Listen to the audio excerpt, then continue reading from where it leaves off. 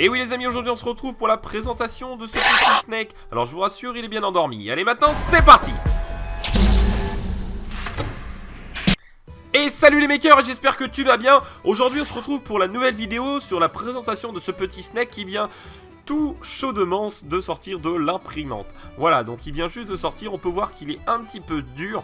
Donc je rappelle, c'est une pièce qui est entièrement articulée et faite en une seule impression. Donc il n'y a pas besoin d'assembler tous les petits morceaux les uns avec les autres. Voilà, donc on peut voir que tout est bien souple, enfin ça fonctionne normalement. Alors ici voilà, un petit morceau de plastique qui tombe.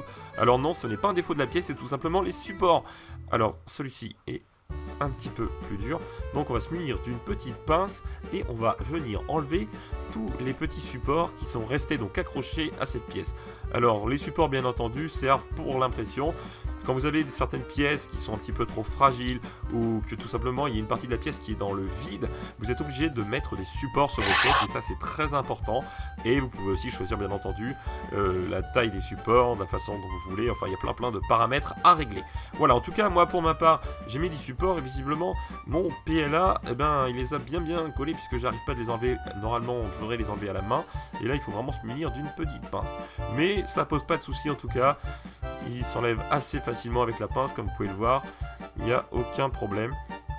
Donc voilà, une fois que on va finir d'enlever tous ces petits supports, alors oui, celui-ci fait un petit peu de la résistance, mais dans l'ensemble ça va.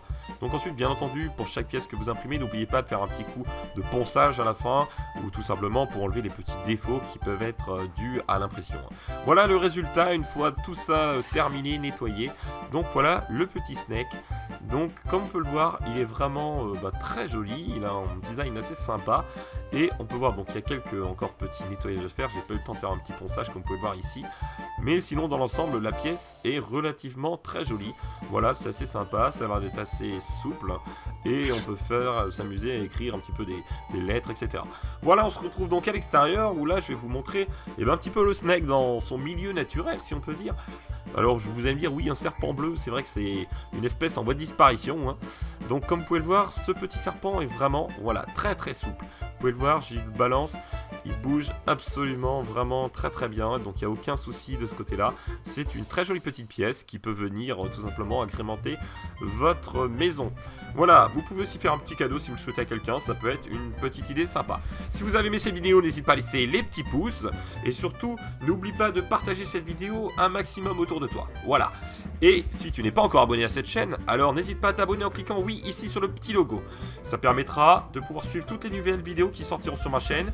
Et aussi pense à activer les notifications en cliquant sur la petite cloche 8 juste à côté du bouton s'abonner. Ça te permettra de recevoir toutes les nouvelles vidéos qui sortent sur ma chaîne. Allez sur ce, ciao les makers!